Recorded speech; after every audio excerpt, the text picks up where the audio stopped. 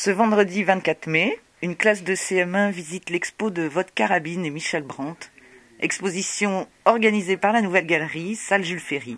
Les visiteurs sont accueillis par Sylvie Carpentier, médiatrice culturelle.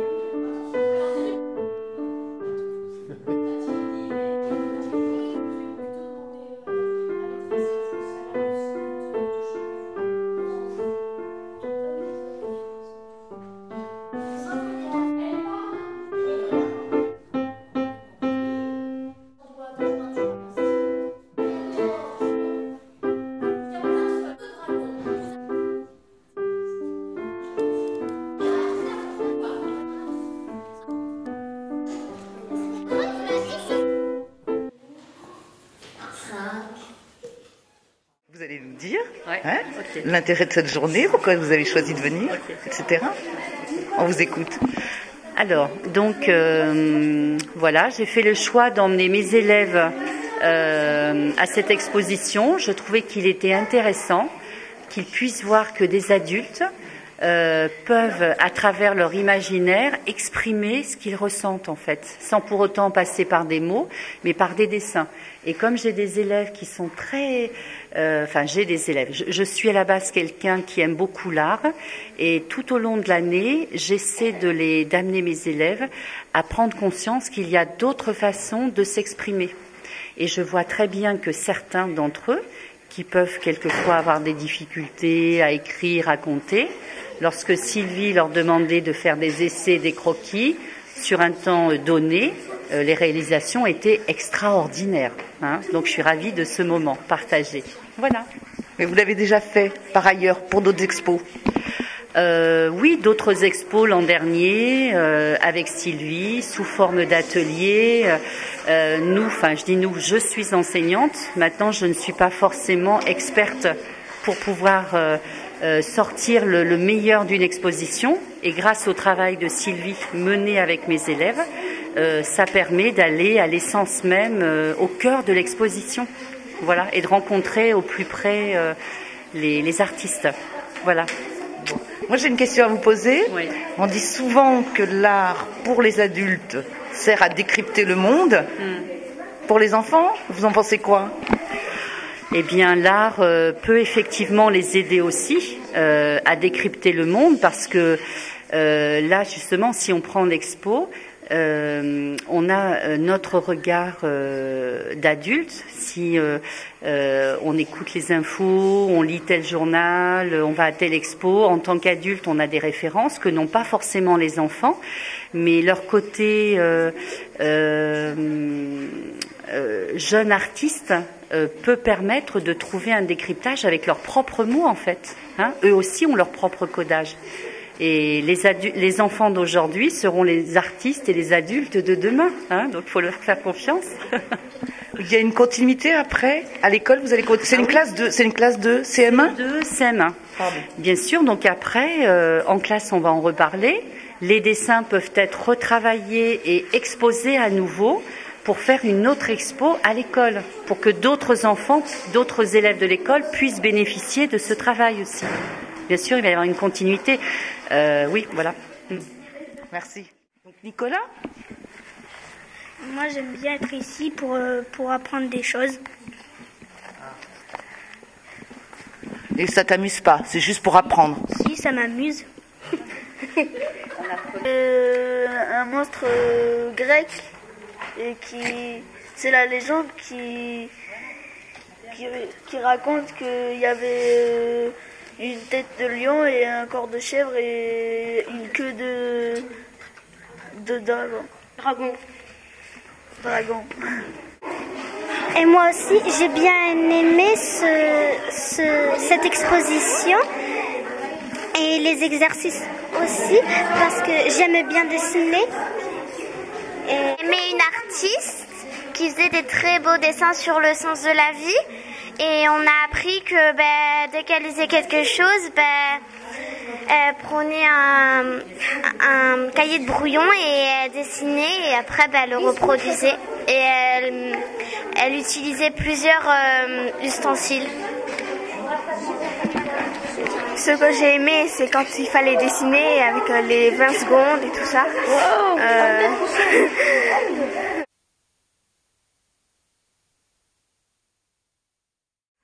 Donc, bonjour, Sylvie Carpentier. Donc on a assisté à un moment d'atelier avec des enfants, une classe de CM1. Et j'aimerais bien que vous nous en reparliez. Parler un peu de votre métier, de ce moment-là et de ces moments que vous partagez avec les classes et par exemple dans les expos. Alors moi, mon métier, c'est médiatrice culturelle. Ça veut dire plus simplement que je suis facilitatrice de compréhension d'une expo pour les scolaires, puisque je suis attachée au service éducation. Et donc, quand il y a une exposition, là, c'est la Nouvelle Galerie qui proposait cette exposition. On travaille en partenariat très très bien, très très facilement. Eux, ils me préviennent de la date de l'exposition, des artistes qui viennent. On contacte les artistes ensemble, je vais les voir. Quand il y a l'installation, souvent je donne aussi un petit coup de main. Et puis, donc, j'essaie de m'imprégner le plus possible de l'œuvre et de l'artiste et pour proposer des ateliers dans lequel les enfants sont intéressés, regardent les œuvres. C'est des trucs, tout simplement très faciles, mais qui leur permettent de rentrer dans le travail de l'artiste sans s'en rendre compte, et voilà, tout simplement. Oui, justement, ce serait quoi votre recette, une petite recette justement pour que les enfants rentrent, voilà, qu'ils abordent les œuvres, l'art. J'essaie qu'ils se posent les questions que moi, adulte, je me suis posée en rentrant dans l'exposition. J'ai eu des interrogations, les artistes y ont répondu ou pas d'ailleurs, mais je pars des interrogations des enfants et à partir de là, on travaille ensemble, voilà, avec le plus de sincérité possible pour que l'artiste soit aussi d'accord avec ça. Hein. Est-ce que vous choisissez, j'ai envie de dire, plus facilement, est-ce qu'on rentre plus facilement pour des enfants, plus facilement dans des œuvres, en tout cas dans une œuvre plus figurative ou pas du tout conceptuelle? Mais j'ai l'impression, je ne sais pas, vous me direz ce que vous en pensez, mais moi j'ai commencé par l'œuvre de votre carabine. Je trouve que quand on rentre dans l'exposition, c'est l'œuvre qu'on voit en premier parce qu'on est attiré par la couleur.